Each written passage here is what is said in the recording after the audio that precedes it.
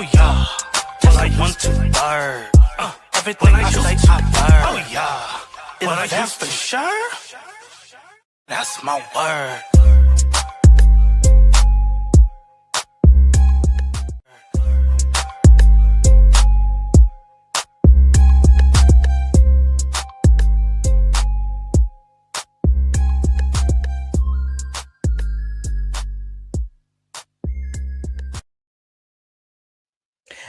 And we are live. Hey guys, welcome to our joint channel, Watch Your Best Friends. This is your boy James, joined by my girl, Mrs. Best, my BFF.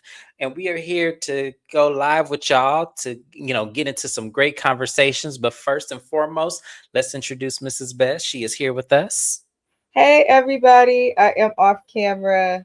We're having bad weather. I'm also having an allergy attack, so my service works better this way. But welcome in. Good evening and hello, James. Hello, hello. So, yes, today we are here to talk about boundaries. Hi, Shayna. Thank you for being here with us. We appreciate you. Beloved Reviews. Hey, good to see you. Thank you for being here with us. We appreciate you. I'm doing well. Mrs. Best, how you doing? I am alive and I'm black and I'm happy. Yes. Shout out to the Black and Happy. We love it. So, y'all, if you guys were with us last weekend, we had Kiwan J as a special guest on our show, and we were going over our zodiac signs. I am a Taurus, Mrs. Best is a Gemini, and then also Kiwan J is a Sagittarius. And we were saying, how our signs mesh well with our dating lives, relationships wise. And one of the common things that we notice, from past experiences is that, boundaries were questioned in a lot of those relationships and a lot of those timelines. And so I talked to Mrs. Best about it and I said, I think we need to start talking about boundaries. Why we didn't do this sooner, I don't know. But I feel like this is going to be a great conversation piece. And Mrs. Best asked the question in the chat, which I would love everybody to participate with. Have you ever felt taken advantage of by family or friends financially? Drop your story. I have a great story that I actually found online from a lady who actually lives in Arizona in Fountain Hills, which is near Scottsdale. So she had an amazing story that I'm actually going to share. It was actually a lottery win story. Sorry, the BMW just started right in front of my car. So you guys are going to hear that for a second, but it just cold start. He'll be going in a minute. So, let's go ahead and first let's define a boundary. So, a boundary is a physical or emotional limit a person sets to distinguish their own needs, preferences, and desires from those from others. So, Mrs. Best, when you think about a boundary and this exact definition, how well do you mirror this in your own personal life, having a boundary? Um, Currently in my personal life, I am very good at enforcing boundaries. I'm someone that's always struggled really, really bad with depression. Part of what keeps me off of antidepressants has been placing boundaries. So I try to place them. It doesn't mean you got to be like direct and crazy with everybody, but I do believe in boundaries. You do believe in boundaries. Nice. So, boundaries is something that I learned later in my life. I think I'm still a work in progress with it, but I didn't really have any clear boundaries until I turned 34. So, and that was just 2 years ago, literally 2 years ago. And it's never too late to distinguish boundaries. Sometimes the earlier the better, because the more you practice with having boundaries, the better you'll be with, relationships or with people, with family. It's always best to learn as soon as possible. But when it comes to me, I, grew up with a mother who did not have boundaries, who didn't really distinguish them. She just kind of just did for everybody and do for everybody. And that kind of trickled down to me. So when I lost my father in 2024, that's when I really started to say, okay, hey, I need to start, creating boundaries, because then I realized, with his passing and, me continuing on with just having one parent, my mother, I realized that we didn't have clear boundaries at all based on some of the things that happened between she and I after my father passed. So that's when I learned to have boundaries, but it's never too late. Um, well, Shayna, we see your comment now. Are you Yeah, I commenting on was Mrs. Best looking. channel? She is commenting on my channel. We're streaming to Okay. multiple places. I did notice there's an issue with the commenting on the Watch Your Best Friends channel. I am trying to figure it out in the background now. I thought it was just me, but thank you, Shayna. Okay, hold on. Let me get this on my channel. Hold on one second. I'll be working on that in just a minute. Sorry, Mrs. Best. I'm sorry.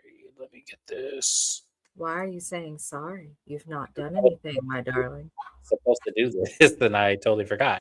But I yeah, let's. just want you to get your watch time. You feel me? That's what I'm saying. That's what I said. I know you got my back.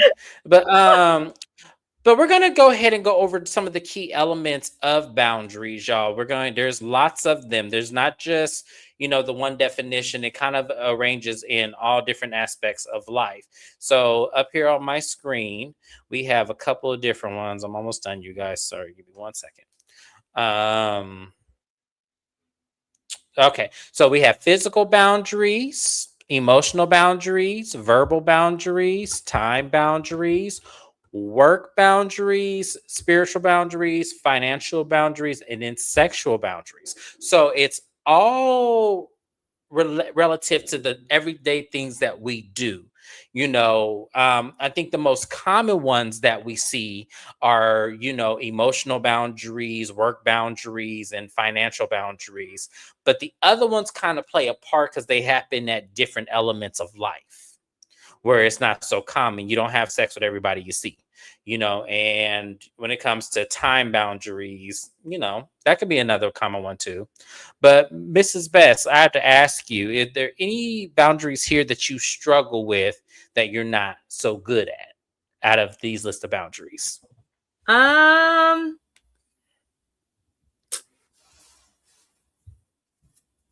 mm, I'm like really, really good at boundaries, but I was also in therapy for a long time. So that's Mhm. why, if this was me like a couple years ago, maybe time Okay. boundaries, but outside of that, for the most part, the other ones I do respect. I think for some of these boundaries, if you struggle with them, it's a big concern. It is, but people do. I think that when you look at the aspect of life and that there's so many different elements of boundaries, people do struggle with boundaries. People struggle with boundaries with all of these. I think that if you don't know or if you don't have a clear concept of the boundaries that you have with just your own personal, because some people suffer with self boundaries. There's some things like self sabotage is one. Like you need to always think the best of yourself, but some people don't do that. Some people down themselves. That is a boundary where should set that, hey, I'm not going to talk bad about myself. I'm going to say I love myself. I am handsome. I'm beautiful. I'm all these things. So some people just have you know struggles with that. Um, so I think the ones I struggle with emotionally, boundaries is definitely one. Sexual boundaries are another one, and then financial boundaries is the last one. The other boundaries I'm very good on. Oh, and work. Now this week work boundaries. We can add that to the issues of work boundaries. So let me break down work boundaries since that's one that I didn't think I needed to work on, but clearly I do. So, if you guys remember, July of last year, I got injured at work. I had a fractured tibia. I had fell through one of the machines at work. And I am back at work officially this month. And just this week, my team leader decides to put me back on that machine. It's not my regular machine that I operate. I was filling in for a person because I pretty much know the entire line. So I was filling in for somebody and they put me back on that machine. And now they didn't think my trauma was going to be a concern. They didn't think I was going to, have fear of getting on it. They just put me in it. I should have spoken up, but I didn't because initially the reason why didn't say anything, it's because we were short staffed and nobody else knew the machine but me. So,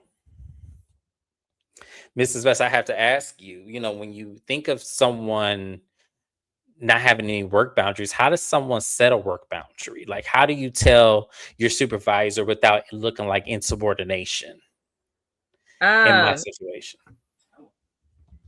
um, I'll speak to all situations because generally that's how it is with HR. Like,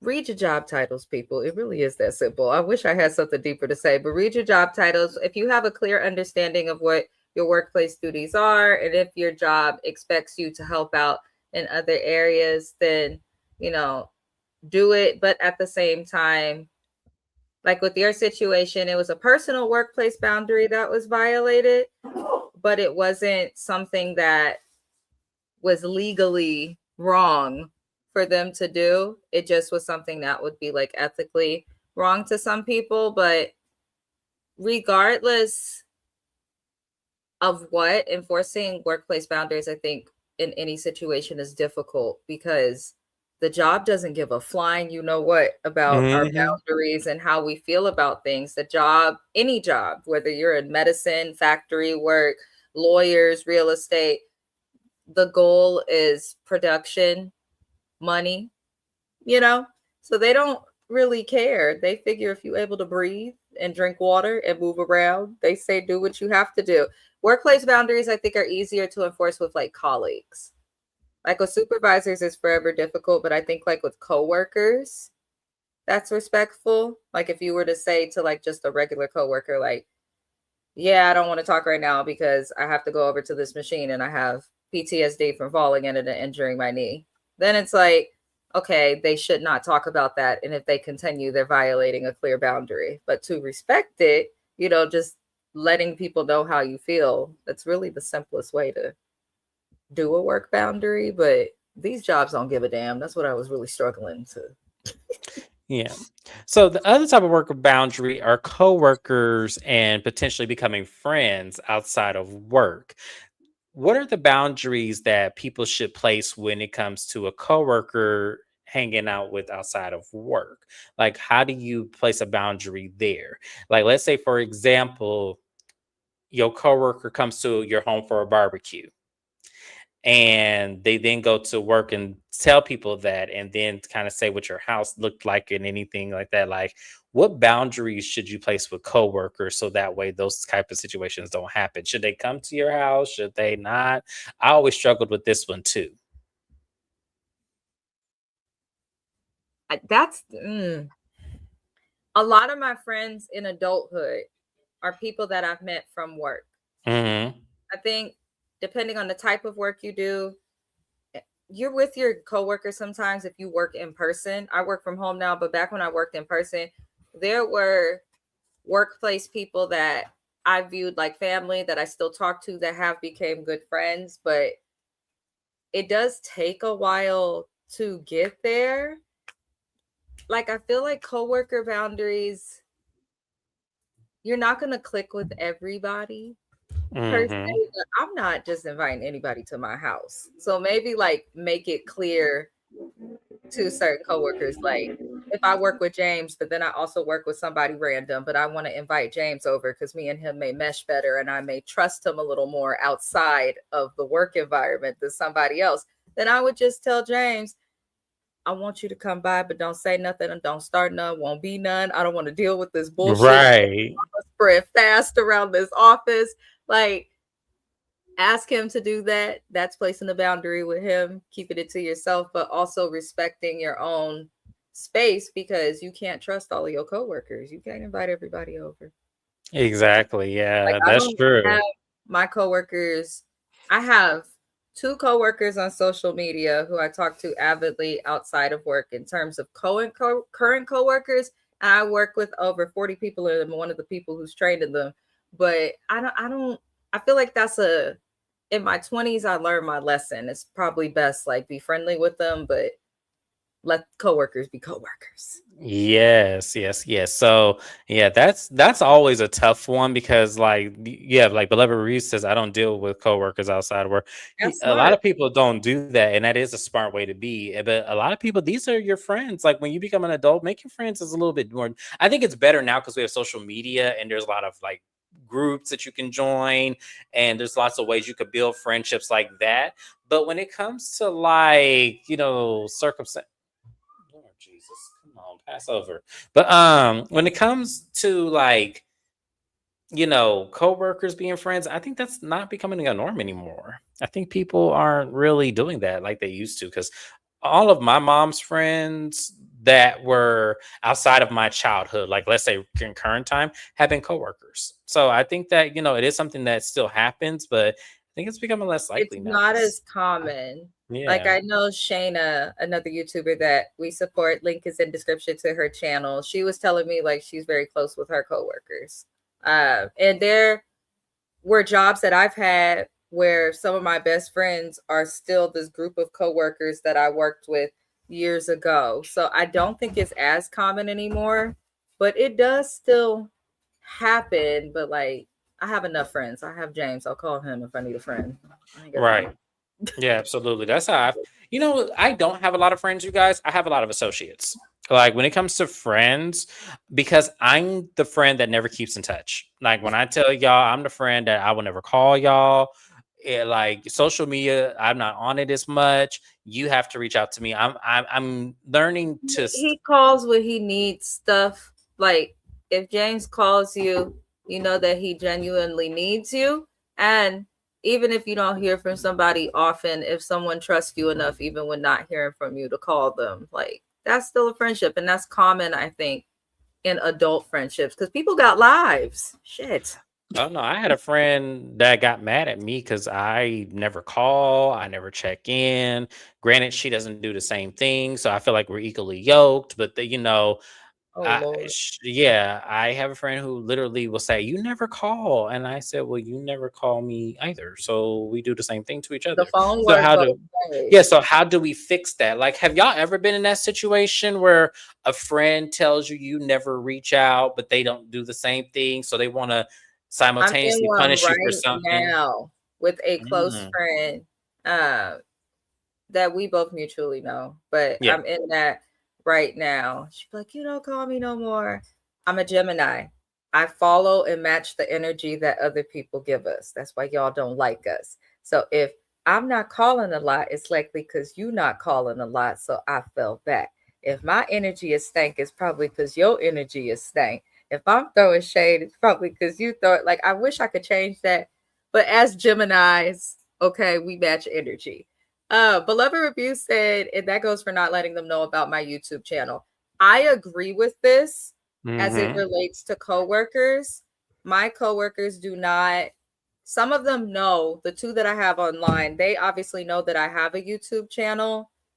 I think one of them subscribes, but she's a content creator also. So that's a whole different world. But I don't like for them to know about the YouTube channel. My sister's a very popular Bay Area based content creator, and some of them figured out I'm related to her. And now they're extra friendly, and it just feels like disingenuous. So I think that's good, beloved. Keep that private. Keep it private. Absolutely. Like because it's something that one you never know. Like for me, how I am on YouTube is how I am in real life. I'm not a different person, but some people can be completely different on YouTube and doing content than they Mhm. could be in their everyday life. And you don't want people to misconstrue your being just because you're playing a character on YouTube versus in your real life. Because me, I'm very quiet. Like I know I come off, confident, sure, and very vocal, but in my personal life, I'm a very quiet person. I don't really speak much. So, but Mellow. what was that? Mellow. Yeah. No, yeah. And it's like, but most people, it's funny is because I do have a really high up person in my job who watches me. And he's like, James, I never knew you spoke like this. Like, I never knew you were such a powerful, like, speaker. And I'm like, because I'm very quiet at work, I don't say much. And it's like, he goes, wow, I wish you would show this at work. I said, no, because if I show this at work, then there would be some expectation or I might get fired if I really say how I felt. So I keep that to myself. Exactly. I keep that to myself. I'm not an idiot. Yeah. They were surprised. Some girl at my job was surprised recently. She was like, I mean, girl, I didn't know this about you. I said, oh, Lord, because somebody shared something I posted on Instagram with her. She's like, I didn't know you talk like that. I said, that's why you niggas can't be on my shit. That's exactly why. Shetty said, or maybe I have reached out to you, but you didn't pick up the phone or you didn't call me back. So I'm not going to keep calling you with no response from you. Exactly. Yeah. Yeah. If you text me or call me, like my personal phone, not social media, y'all. If you text me or call me, I'm going to call you right back. Or I'm going to Mhm. text you right back. I'm not one of those people that will unless I don't recognize your number, and that's when you need to send a text message saying, "Hey, I'm trying to call you." But if you text me or if you call me, I typically get right back to you unless I'm sleeping or unless I'm doing something different. I'm going to call you right back. So yeah, I'm very good at, you know, reaching out if you reached out to me, or if I just say, hey, because there's times Mrs. Best and I will go a couple days, I'll reach out to be like, hey, I ain't heard from you. You all right? And she'll be like, yeah, I'm good. And so, you know, we do that to each other. So it's kind of like we're connected in that way. Not only do we do YouTube together, but it's like we are real friends outside of this. So it's one of those where if I don't hear from her in a couple days, it's odd. I need to reach out. That's Yeah. another thing too that James does and I also do. Not everybody needs to have your phone number. I think that's a clear boundary with Yes. coworkers.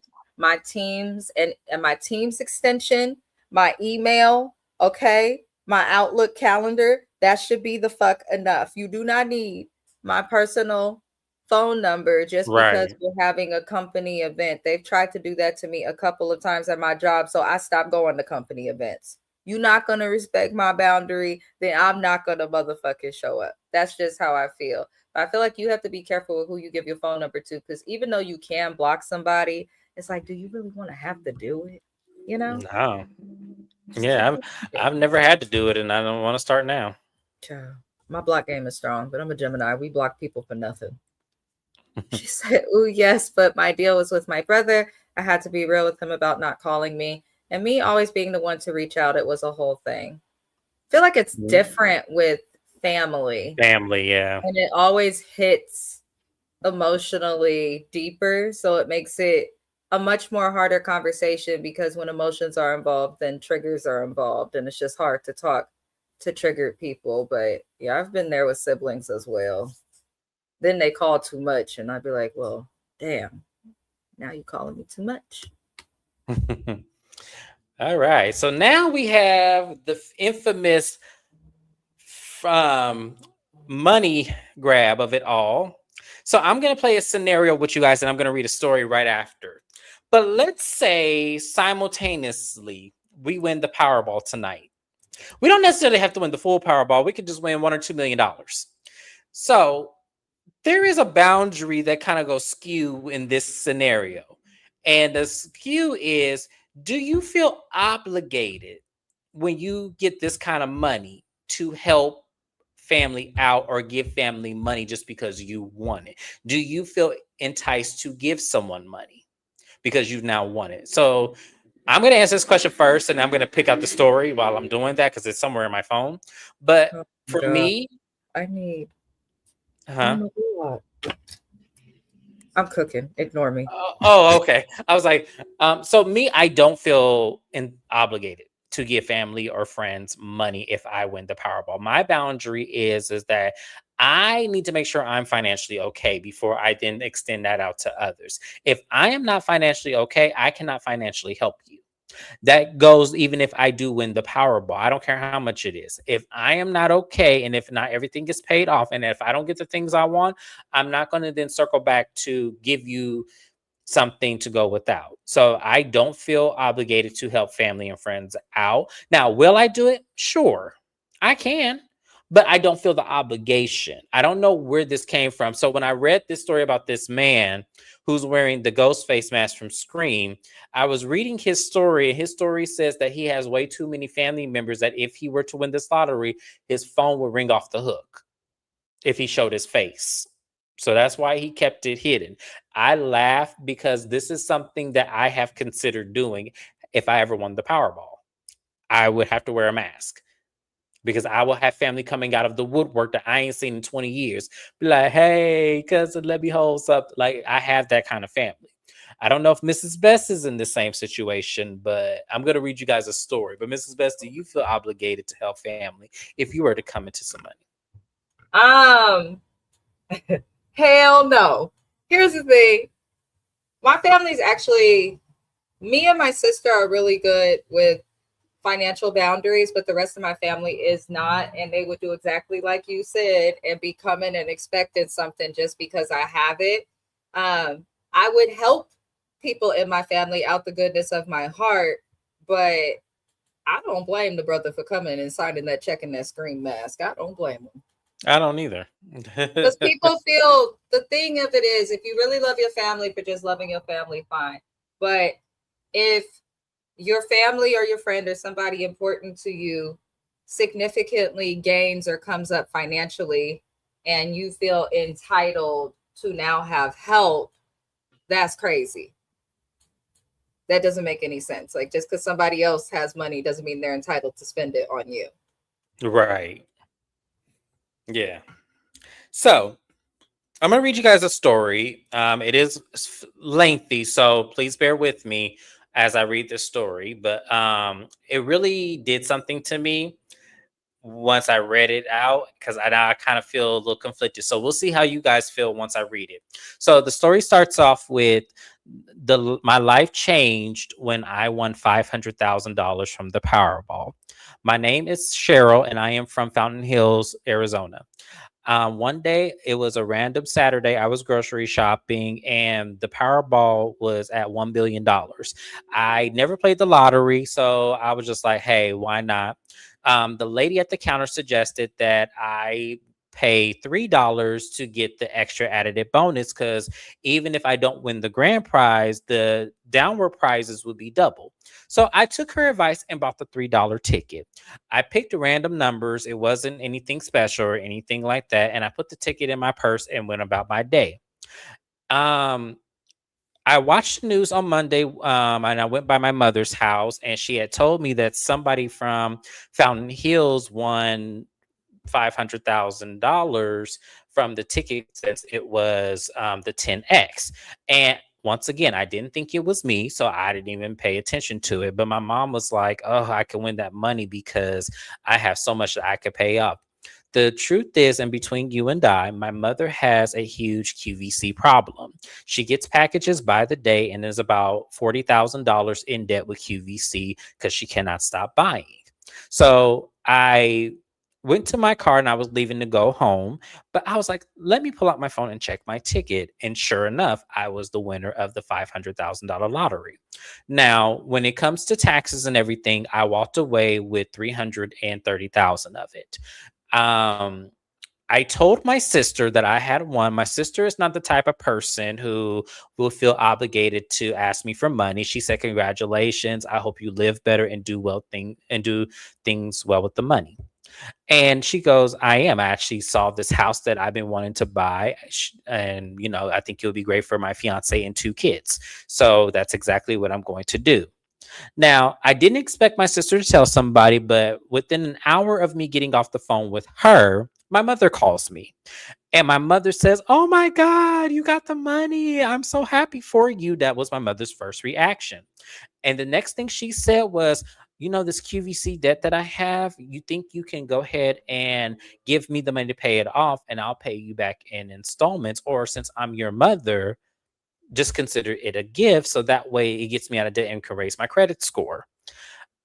I was reluctant to give my mom the money, and I talked it over with my fiance. My fiance thought that, it was up to me. He wasn't going to pressure me to do anything I didn't want to do, or if I didn't want to do it, he wouldn't judge me for it. But I told him, no, I think we should use this money for the down payment on the house and the renovation costs, so that way we don't have to take out a loan for it. And he was like, okay, that's amazing. I thank you for considering that for our family. So I did it. My mother ended up falling ill, and she called me and said, if you just give me the money for the QVC bill, I wouldn't be in the hospital. Trying to guilt me already. But the doctor said that she had to move in with one of us because she could not be home alone. So from the goodness of my heart, I took her in, and every single day that she has been in my house, she reminded me that I did not give her the $40,000 to pay off the QVC bill. My mother shortly passed away a month after that. And in her will, she took me out of it because she said I wouldn't need the money and gave it all to the rest of my three siblings. I never made amends with my mother, and the guilt of that does eat away at me. So now I'm conflicted. Should I have just given her the money to pay off the QVC bill, or did I do the right thing and put it towards my future for my family? I don't expect answers from this, but I thought I'd let you guys know of my story.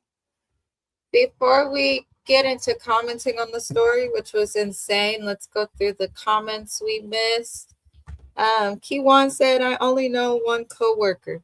I'm elderly and I don't have time, so boundaries extended to everybody.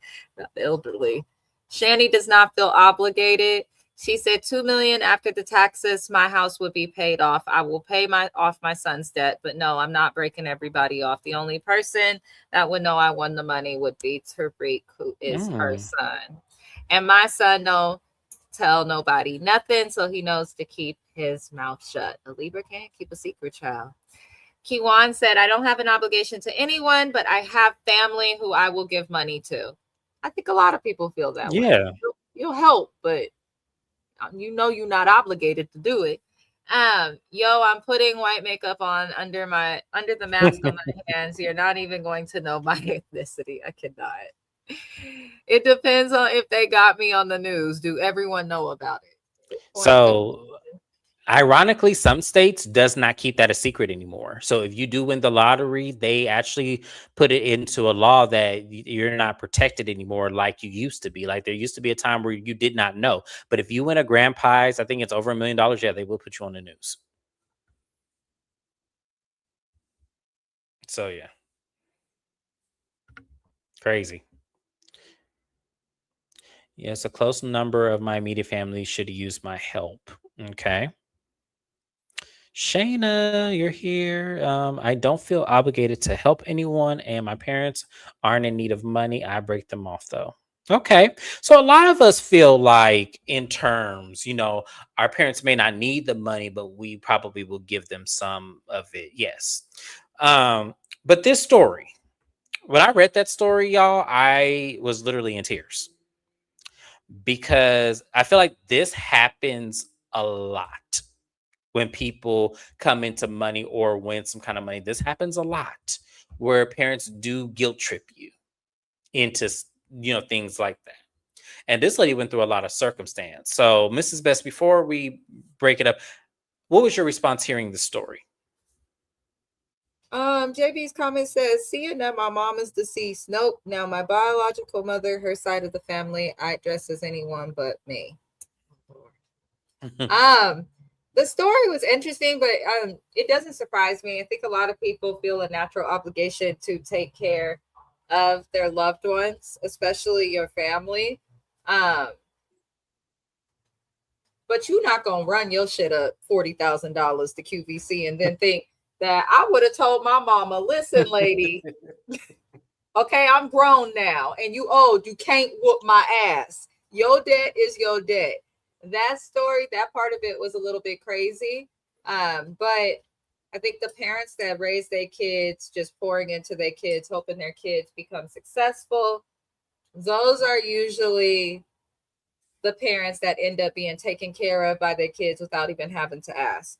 Like, at the end of the day, most kids, once they get past all the hormones and stuff, appreciate their parents and will want to do things for them. My dad's birthday's next week. Me and my sister planning and paying for a whole big trip for him just because we appreciate him. We love our dad. Like, people take care of their loved ones, spend money, do different things. It is what it is. But her mama, it sounded like her mom was probably always looking into what her kids could do for her, the way she was talking about that debt. Because the way my parents are, they wouldn't complain to me about their debt. That's strange to complain to your kid about your debt. It is strange. And then also the fact that she was so conflicted with, wanting to provide a future, because she says she, wanted to use that money as a down payment and to cover some renovation for a new home for her fiance and her kids.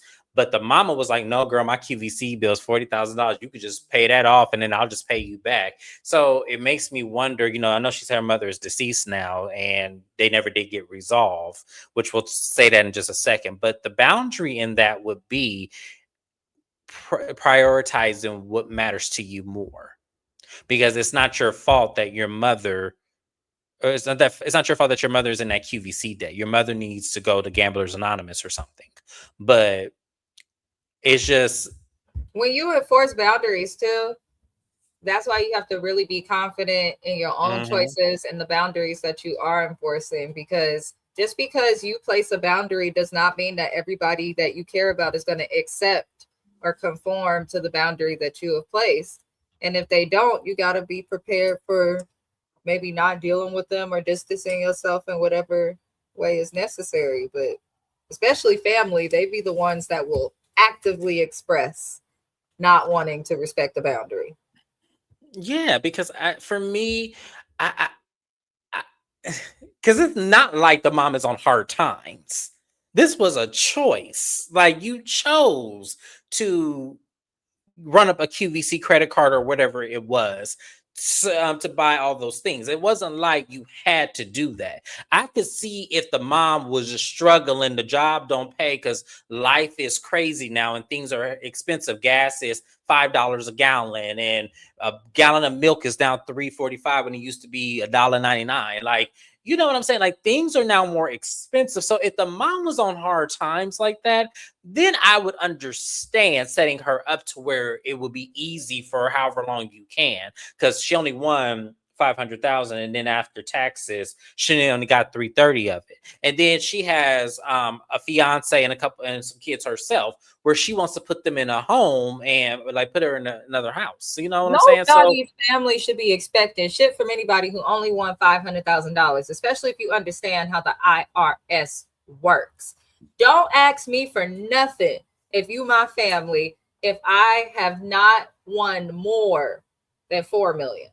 If I want more than 4 million, then okay, I can help, I can do stuff. But 500,000, which is only like 300K after tax, like, especially in today's time, that does not go far. It doesn't go far at all. Yeah, At that's all. like, yeah, it's like, and you know, it's funny. I never thought of it like that. And thank you, because now I set the parameter. So if I win less than 4 million, yes, ain't nobody getting a cut. I'll shoot you a little something, but not no. Because see, I feel like if I know my mama, she gonna be like, "Oh, James, you could at least gave me, if I won like $1 million, James, you could at least gave me 300,000 of it. Come on now, like, I know my mom, so yeah, that's exactly what would happen."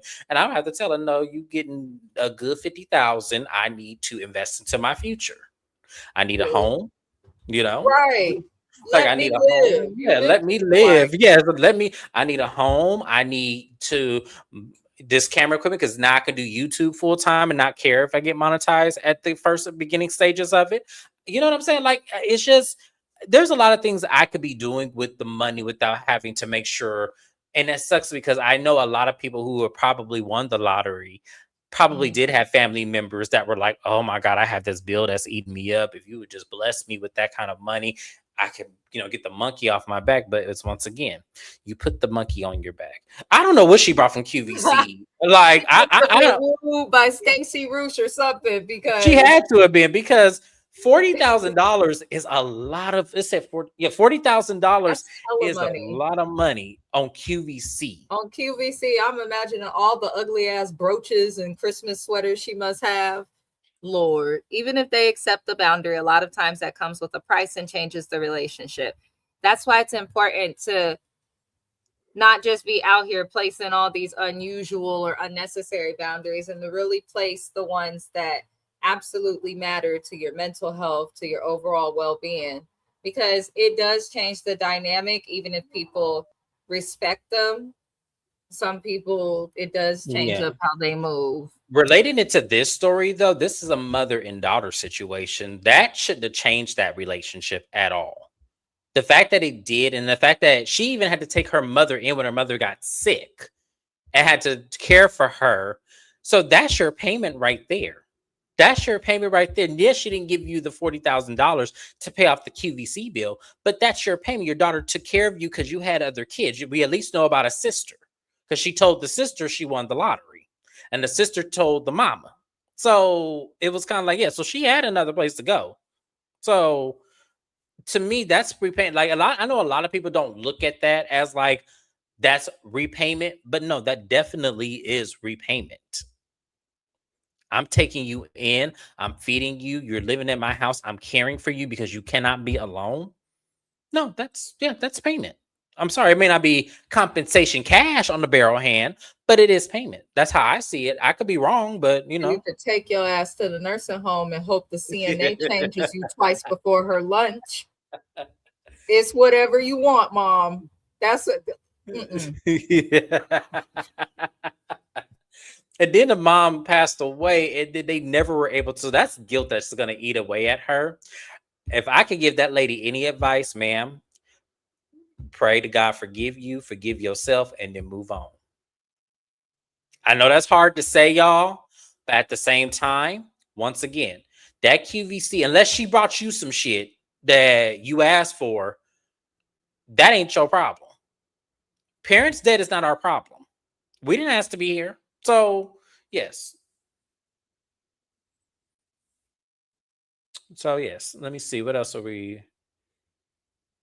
We would definitely say a prayer for you, David D. Absolutely. Absolutely. We're sorry that you're going through that. We are wishing the best for you. We are hoping that you make it through into remission. But yes, we will definitely be praying for you. Absolutely.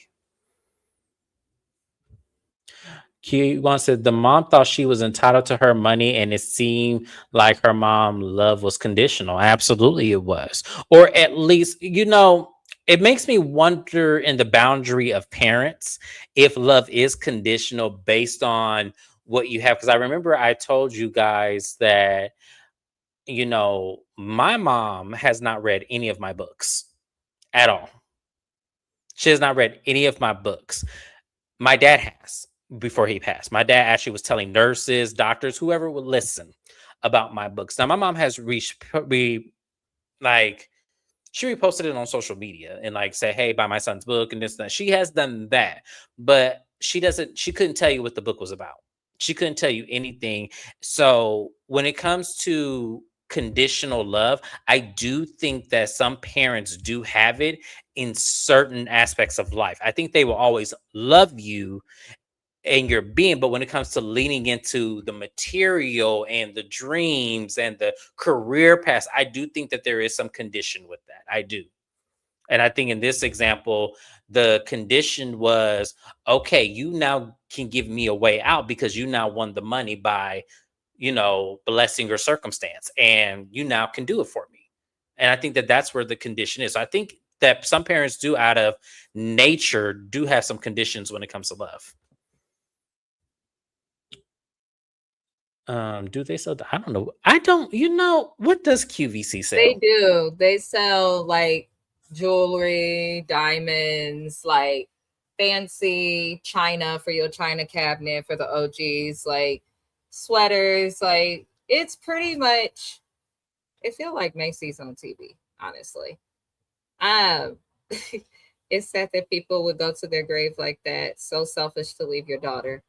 That is the perspective I think a lot of people forget to look at when discussing issues of financial boundaries with family specifically, because they're like, damn, she's gone and she left with this still on her heart. But the mother should not have been so selfish to want to put all of her debt onto her kids. She just should not. Absolutely. Thank y'all for Yes. supporting, David. That's Thank very you. kind. I love to see Yes. that in the chat. Absolutely. David says, you are so kind, bro. God bless you, your family. We all love you, right, chat? I love it. Look at the Love you, David. Thank you. positivity. Yes, I love it. Does your mom at least watch your YouTube channel from time to time? That's a question No, for James. no, she does Really? not. No, Huh. no, she does not. She knows I Yeah, have one. but she doesn't watch any of it? No, I no. learned from my sister. My mama watch you, so somebody's mama's watching you. Yeah, no, my mom does not watch my YouTube channels. My mom does not think I should be in entertainment. My mom thinks that I should be in like the corporate world. I should have been a doctor, lawyer kind of situation. My mom doesn't see entertainment for me as she sees it for my brother and my sister. Like my mom wants my sister to be a singer. My mom thought my brother should have been a singer. When it came to me, no, entertainment was never supposed to be my thing. So my Mhm. mom doesn't, and my mom's the kind of person, she does not lean into things. Now, if I become a millionaire from my books, then my mom will see the vision because now Ah, I have proven to her that I could be successful in it. If I get 1 million subscribers, my mom will then see this is the vision for me because now I have something to back it up with. I have to back up my accomplishments for my mother in order for her to lean into it. mm. That makes Yeah. sense. It's kind of similar to like uh parents in other cultures. Sometimes they don't want to see it until they see that it's successful and they want you to go a different direction. Not Stacy was good at her job, right? She was She must have been because it's like 40,000. 40,000. I don't know when this story was, Shayna, so I don't know if this was current. It could have been from years ago. QVC is still around. I have cable. I see the channel sometimes on accident when the cat sits on the remote. They also have a website. They are actually super popular for buy here, pay here. People are after paying QVC products. Who would have thought? Right. More Mhm. love being Mm. sent to David. We Yes, love to see David. it. Yeah. Let's keep Yes. the chat positive. We love it. Thank y'all. It makes me feel so good to hear that. Oh, we appreciate That's it. good. You are loved, David. Yes, you are very loved on this channel. See, James, where do you fall with your siblings? Are you the oldest, the youngest, or the middle? I am the oldest. I am the oldest child. The tortured, Yes.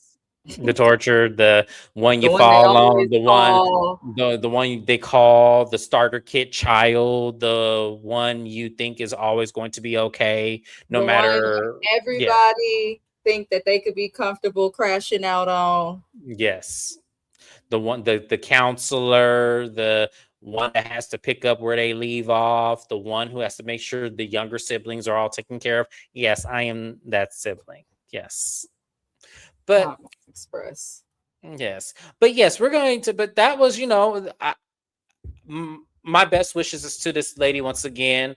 I'm glad she lets me know what 500,000 is after taxes. But yeah, unless I win some substantial amount of money, sorry, family. Unless you really down and out and ain't got no groceries, I will take you grocery shopping. But I'm not just going to give $40,000 of my earnings on a $30,000, situation. That's not happening. So the next set of boundaries we're going to communicate is sexual boundaries.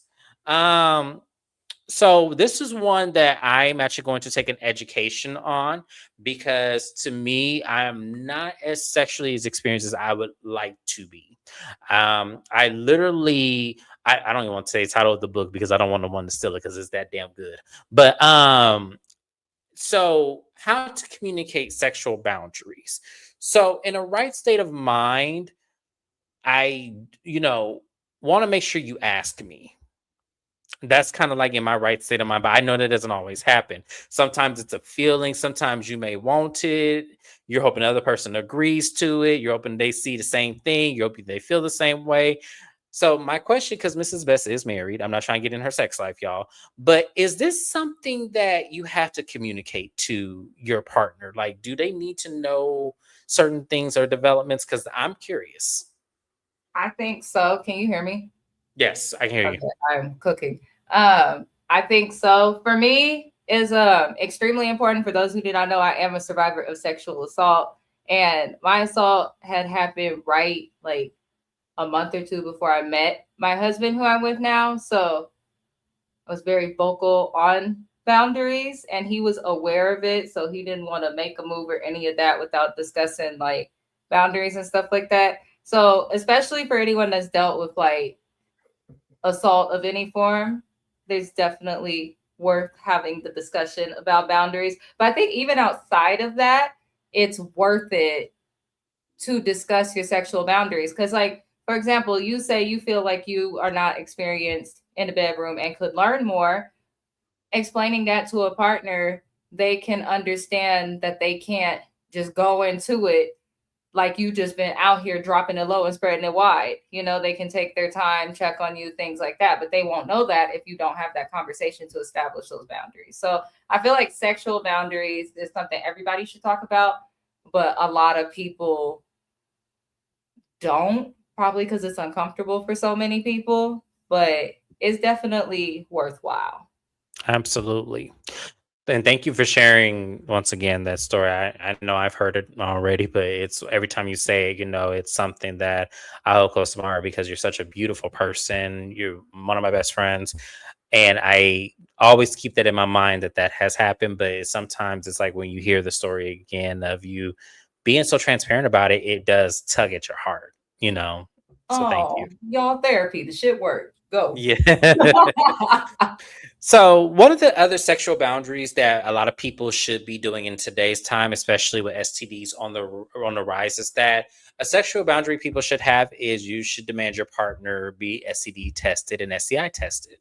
Now, I know you can't tell somebody what to do with their body and what to go do it, but the thing about it is, if the person cares about you enough, they will get STD tested and STI tested immediately if they care about you, because it's always great to know where you stand.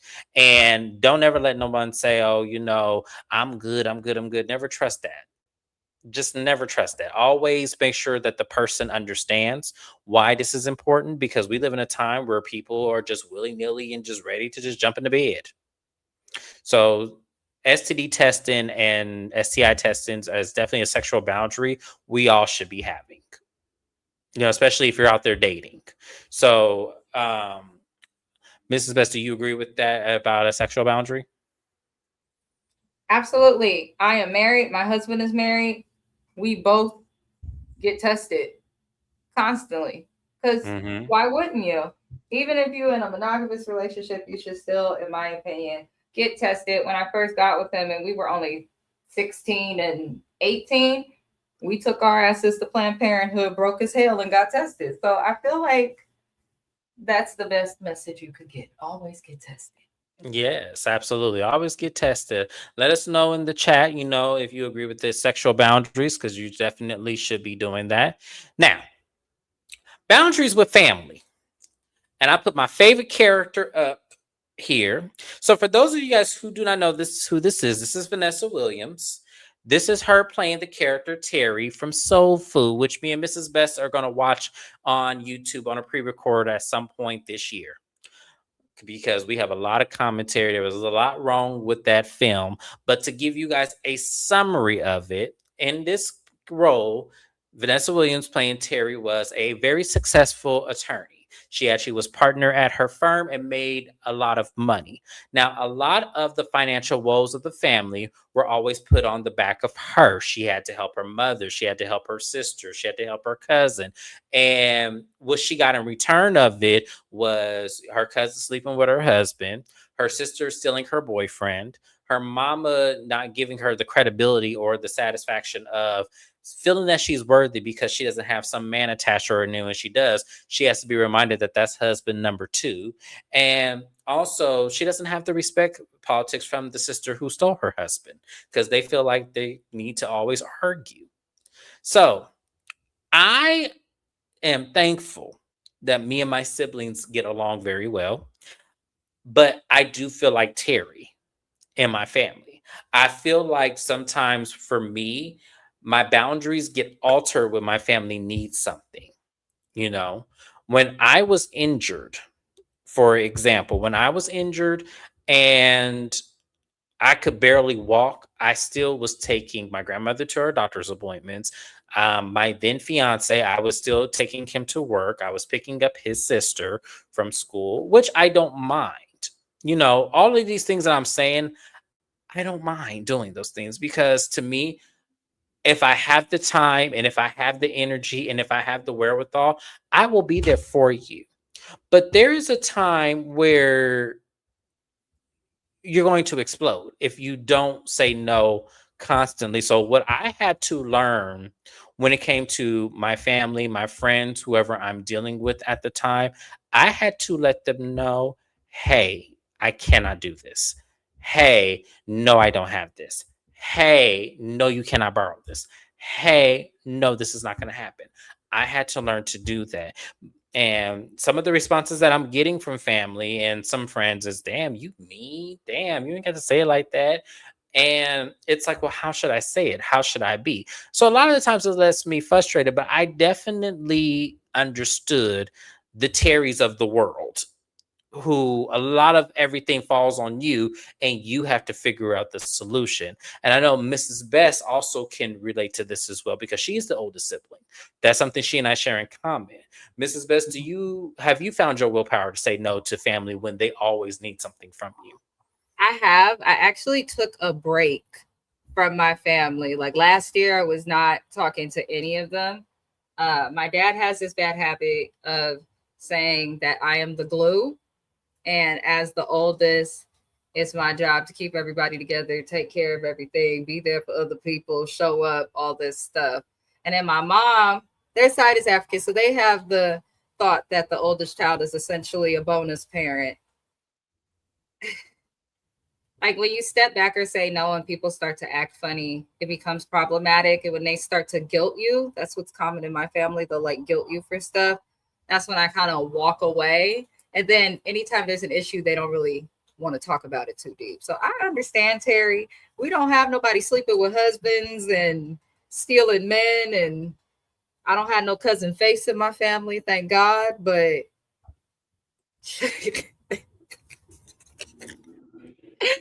Look, I had to look. every time Look, I I look got at Terry, fuck the family. I need to watch that movie again. I'm mad for her all over again. Just looking at right. I was say we're gonna watch it on YouTube. We're gonna watch it. We're gonna cut it up and edit it. We're gonna do a pre-record of it because yes, I can get mad every time I watch this. And justice for Terry. Justice for her because I know what that feels like. I know when you ain't got no ancient ass man. I know when you ain't got, everybody, going crazy. Cousin Faith over here challenging your nerves. Then you got your sister over here who a housewife and is jealous. And then you got your youngest sister who lost in direction. And then you got your mama over there, talking about you need to, be strong and, don't matter what no man do. We don't hold them accountable. We work our hands and knees and shit. I know what all that feels like. And I'm like, no. So yeah, we definitely are going to be watching Soul Food and we're going to be giving our commentary during the movie. We may pause it every now and then just so we can get a few cuss words out that we need to get out. But yeah, this is definitely going to be one of those times where, yeah. So don't be afraid to say, I know it's not biblical and not morally correct, but sometimes family try it. Family do be trying it sometimes. Like, I'm not going to lie to y'all. Family do be trying it. And you got to give it a good, hey, fuck the family sometime. It's all right. They're going to be all right. People going to be all right. But you got to say, fuck the family sometime. You do. I felt Terry when she said, fuck the family. Hell, cousin Faith out there sleeping with my husband. But yeah, I had husband in her house. Y'all could have went down the street, but you want to do that shit in my house? Oh, don't even get me started, Kiwan. Oh my God, that reverend. When I tell you that reverend would have got cussed out to the fullest, beautiful legs and breasts, underneath the table. I was, oh no, fuck that prayer. You're not finna sit up here and condemn me to hell for your little nasty, perverted ass ways. Pray correctly, sir. Yes. Oh man, this was the movie right here. But this is another one that goes without warning of family overstepping boundaries and you not having clear boundaries with family and you not being able to tell them, no, I'm not going to pay for another this. I'm not going to pay for another that. If your bills get fucked, sometimes I think boundaries are here to let people go through the life that you've already gone through. If you keep rescuing people, they're never going to learn the lesson. And I think that was the message that I wanted to give that young lady for the Powerball. Your mother was never going to understand the message had you not said no. Had you gave her the $40,000, she was going to run that credit card bill up to 80 next time. That's just how I look at that. I look at the things that if you continue to rescue from people, they'll never learn the lesson. They'll never learn to not do something. until it becomes, too late or something. So you got to let people learn their lessons in life. You do. That's a part of boundaries that they don't talk about, is that boundaries really are for you to let the other person have the consequence of the life choices they make. Because oftentimes when you don't have boundaries, you become the rescue person. And life is not about rescuing people. We're not, superheroes were created, but they were created to be fictional. They were not created to be life expectancies. So let people learn from their mistakes so that way they don't do it again. Because how many times are you going to win the lottery? Like, I've read a man won it 3 times, within 2 years. I read that story. I think that is absolutely amazing that he was able to do that, and that was the blessing that God had for him. But at the same time, that does not happen to everybody.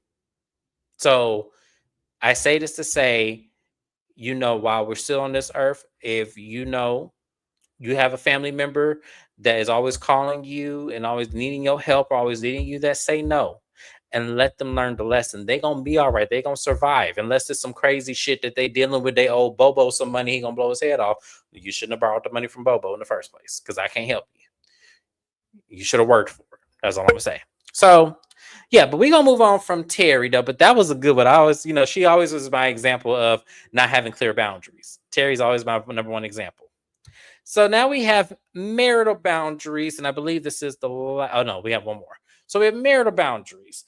So I am not married currently, so I would say, Mrs. Best, what are some good marital boundaries that you would give to a couple? Like, what are some good from a woman's perspective? Tell the truth. Don't get mad about things that you wouldn't want to be griped at. Healthy separation is necessary. It does not mean that somebody is distant. And don't just go on not bumping and grinding for months and weeks at a time. Like, be intentional.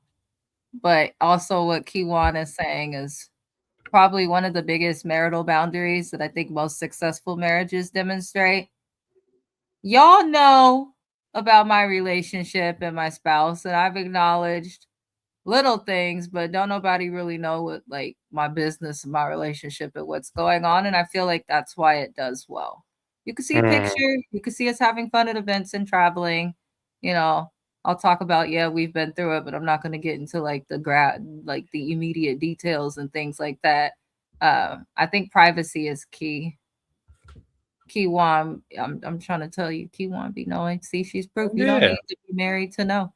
But yeah, that's really just it. Doing whatever you can to protect your trust. So let me ask you a question. So I was watching, I can't think. I think it was Dr. Heavenly, and her saying she didn't have a relationship with her mother-in-law, and that she doesn't feel the need to have a relationship with her. Do you think that is a boundary, or do you think that that's just kind of like she just being, mean and vindictive? Like, because to me, I often wonder, when you don't have a relationship, is it because something happened where you had to put up a boundary for that person? And oftentimes, because I know in-laws, when it comes to being in a business, people tell their parents what's going on, like in their relationships a lot of the time. And then it causes the parent to feel a way about you because that's their child. Do you think that a boundary is necessary for an in-law? I do think that boundaries are necessary for in-laws. My mother-in-law, I've had to place boundaries with her. She's had to place boundaries with me, but it's not like stopped like anything. My husband also isn't the type to like go and pillow talk to his mama about the woes of his relationship. So I feel like that probably helps a great deal. But I don't know. I'm a person that feels like, how can you be with a man and not have a relationship with at least one of the in-laws? Like, I don't have the closest relationship with my husband's dad, but honestly, lately these days, his daddy will call me before he called my husband, which confuses the hell out of us. But like, they know how to reach me. They feel comfortable reaching out, vice versa. I think you don't need to have the closest relationship with in-laws, but you should have some type of relationship. Because what if something happens? What if you have a baby? What if you need a babysitter someday? Like several different things come into account. It's like if you love your partner, why would you not like have a relationship with their parents? But for some people that have like difficult in-laws and stuff, like placing a boundary may be necessary, like only going around them on like Christmas or for the holidays or family events. But to like just entirely ignore the relationship, you'd have to be like Mama D or something. That's what I was going to say. Like, if I had a relationship, like I had a partner or husband whose mama, like, because there are some intrusive mothers. There are some intrusive mothers. Mama D being one of them. Nancy Jones and Leslie from Judy. and Judy, and if like those, you definitely need boundaries with those kind of mamas. You do. You need boundaries with those kind of mamas because they, are way too involved in the marriage. And I don't think that that's right. And I don't think that that's necessary. I think that you've already had your time where you raise your child. Now you need to let it go. And I always respect the parents who don't get involved regardless. Like, what was that movie called? I think it was Ease Bayou or something like that, where she was complaining to the in-laws, but they didn't really get involved. They just listened. They was giving, Lewis the side eye, like, what the fuck is you doing? Why is you cheating on this lady? Like, what the hell? Well, So my husband was acting like an absolute fool. I vented to my mother-in-law about all of it, but she never got involved in our relationship. She was really like truly a listening and sounding ear, kind of like what my mama would have been. Except because it's her son, I don't have to worry about her hating him at the end. Right. And I think that's a good point, because that does, when you vent to your parent about your person, that does make them look at the other person. That's something that I have never did with my mother, because I know the moment I do that, whoever I'm with, because it could be a very temporary situation where I'm angry temporarily, my mom will be mad permanently if I tell her. No matter how small it is, my mom will be angry like permanently. Like that person will never be able to get back in her good gracious. A lot of people go through that with their spouses, though, not just with moms and parents, but like even with friendships. Like, yes, some friends are super, super forward in their disdain of people's spouses, and sometimes forward in ways that make it difficult probably for a person to be with a partner. absolutely. Absolutely. That makes so much sense. And I think that, I think the boundaries is that, yes, keep your married life private, because it's only you two in the relationship. And it should only be you two in the relationship. And the communication should start with the other person first. And if you two need to seek somebody, you seek out a marriage counselor who does not have any biases to either one of you. That's how you fix that. So that's the boundaries in marriage. Now, the last one is the single life. Now, because we are constantly looking and dating and trying to get things right and hopefully to end up in the relationship, the boundaries that you should be in place is you should never compromise your dignity, your pride, or anything that you want in a relationship just because you desire a person. You should always keep that in line, because I'm telling you, anybody who wants you to be with you will respect those boundaries no matter what they are.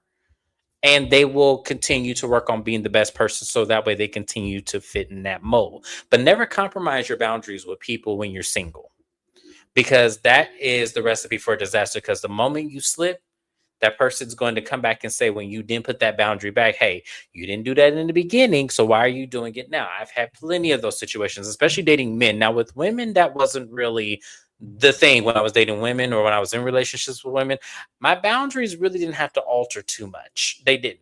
But with the men, yeah, they did get altered because I didn't know, and I'm still learning and stuff like that. So a lot of relationships that I've had with men, I've only had 3 real relationships. I'm gonna say 3 real ones, because the other 2 were just kind of like an in-between situations. But the 3 real relationships that I've had with men, sometimes my boundaries did go out of whack. I'm not gonna lie. They did. I was, telling Mrs. Best this, like, there's a lot of things that I've learned in my last relationships and the boundaries that I did not set with these men because I was afraid of losing them. And I think that that's where a lot of us single people, when we don't enforce our boundaries, is because we're afraid of losing that other person. And you should never be afraid of that. That's one thing that Enforcing I've learned. boundaries single is like, in my opinion, extra, extra, extra important because it really Yes. does establish what it will be like when you go through that process of falling in love. And it also protects you because let's keep it a buck. Something people don't like to hear or accept is that until you have found your husband or your wife or whoever you choose to marry, your forever person, doesn't matter, girl, boy, where you come from, until you find that person, you really can't like trust people fully with like all of yourself. You have to protect yourself to a certain extent. So those boundaries help you to protect yourself. And if a person Absolutely. cares about you, that's a good way to filter and find out if you're marrying the right person because they'll have no issues with those boundaries. They'll respect them, probably won't cross them often, and will help you to enforce them. Agreed. But people be in a rush for love. And then there's pee in the dating pool, so it's just a lot.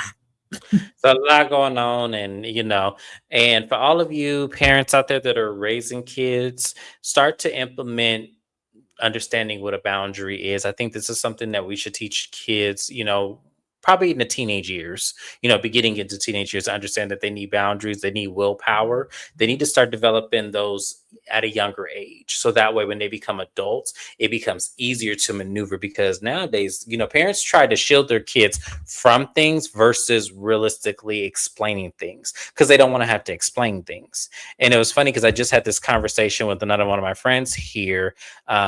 She has a 12-year-old, he's going through the puberty stages.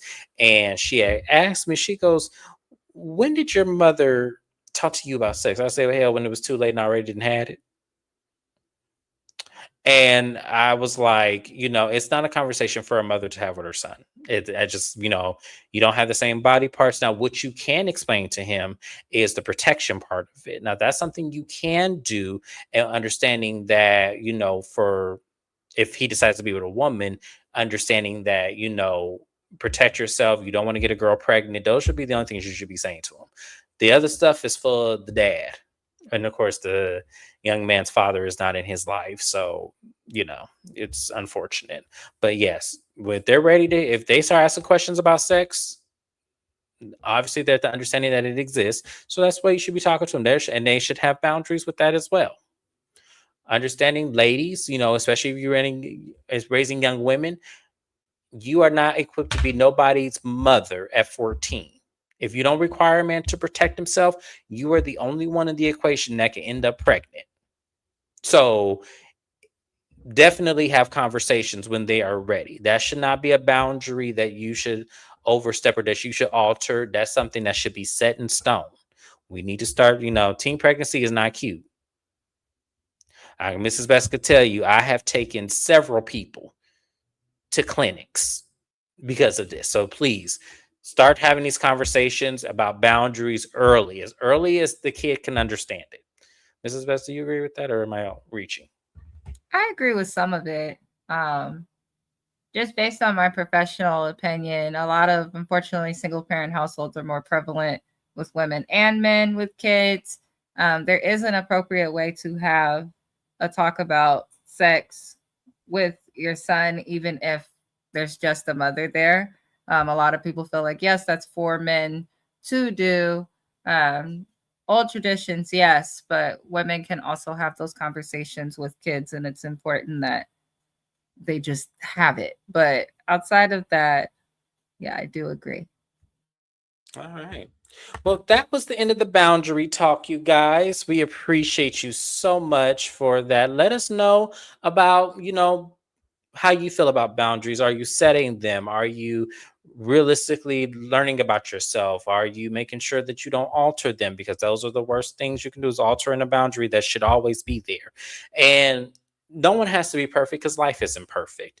But every day we should be better about setting boundaries, and a lot of the equations of emotional, physical, verbal, time, work, spiritual, financial, sexual. We should always be working on that. But this was a great conversation to have. I think I've learned a lot. I'm thankful Mrs. Best is here with me to help moderate this. Mrs. Best, is there anything you want to add to that before we go? No, enforce your boundaries, but like James said, people are not perfect. So also understand the level of enforcement. Okay, don't just be cutting people off the first time they cross a boundary. Okay, people are not perfect. No, they're very well said. Yeah, people are not perfect. They do the best they can. So, be easy on them, but just, you should have some borderline of understanding with someone in that. And realistically, you shouldn't have to explain why you have that boundary. It just should be said, I have it. Point blank in the period. Now, if we get further along in the relationship, then yeah, you can understand it. And you'll probably see why I have it, because sometimes things get exposed. And you understand why someone has a boundary that they have. Like sometimes it's self-explanatory. So yes. But thank you, Mrs. Best. This has been a fun, educational. I love when we have educational segments. We will keep you guys posted on the community wall what our next topic will be. And we will definitely try to keep these entertainment. But we had a lot of engagement with you guys, and we definitely appreciate it. We definitely try to keep this going at least once a week. We're going to try to do better with coming up with more concepts, even more. And we want to thank you once again. And you guys have a great rest of your evening. Thank you, Mrs. Best. Have a great one, y'all. My word. Oh yeah. Well, I 1-2-3. Everything I say, I learn. Oh yeah. Well, that's for sure. That's my word.